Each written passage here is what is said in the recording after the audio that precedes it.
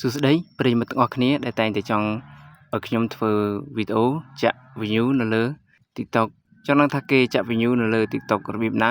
កុំភ្លេចតាមដានវីដេអូនេះជាមួយនឹងខ្ញុំហើយក៏មានប្រិយមិត្តខ្លះសំណូមពរឲ្យខ្ញុំជួយធ្វើវីដេអូរបៀបចាក់បេះដូងនៅពេលបច្ចុប្បន្ននេះមិនទាន់មាន website ណាអាចចាក់បេះដូងបានទេបើសិនជាមានខ្ញុំនឹងធ្វើវីដេអូពីរបៀបចាក់បេះដូងឲ្យប្រិយមិត្តទាំងអស់គ្នាដឹងថាគេធ្វើម៉េចជាដំបូងគឺយើងត្រូវចូលមកក្នុង TikTok សិនមកដើម្បីចូលទៅ copy link វីដេអូមួយណាដែលយើងចង់ចាក់ view វាដើម្បីឲ្យមើលទៅឃើញច្រើនឥឡូវយើងចុចមកកន្លែង profile របស់យើងសិនមកបន្ទាប់មកជ្រើសរើសវីដេអូណាមួយដែលយើងចង់ copy link ដើម្បីយកទៅចាក់វីដេអូហ្នឹងឲ្យឃើញ view បានច្រើនឥឡូវខ្ញុំសូមជ្រើសរើសវីដេអូដែលខ្ញុំទើបតែផុសគឺខ្ញុំចិត្តមនុស្សតើចង់ដឹងថាវីដេអូនេះគឺ0អ្នកមើលនៅឡើយទេចង់ដឹងថានៅពេលដែលយើងចាក់ទៅតើវាបានប្រមាណអ្នកបន្ទាប់ពីយើងចុច copy link វីដេអូដែលយើងបានចាក់ view នឹងហើយគឺយើងចូលមកដល់ទីនេះយើងសរសេរថា C4 2026 APK យើងសរសេរបែបហ្នឹង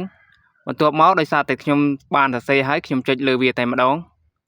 នៅពេលដែលយើងចុចលើវាគឺវាឃើញបែបនេះយើងជ្រើសរើសអាលើក៏បានអាក្រោមក៏បានពីរហ្នឹងគឺអាចចាក់បានទាំងពីរឥឡូវខ្ញុំសូមជ្រើសរើសអាទី2ខាងក្រោមនេះបន្ទាប់មកដល់ត្រង់ចំណុចនេះគេឲ្យយើងសរសេរអ្វីដែលគេបានដាក់នៅលើផ្ទាំងហ្នឹងគឺ growth គេដាក់ថា growth យើងត្រូវសរសេរពាក្យហ្នឹងបញ្ចូលឥឡូវខ្ញុំសូមសរសេរពាក្យហ្នឹងបញ្ចូលសិនបន្ទាប់ពីយើងបានសរសេររួចរាល់ហើយយើងមើលខាងក្រោមនេះគេដាក់សញ្ញាគ្រីសយើងចុចលើសញ្ញាគ្រីសហ្នឹងមក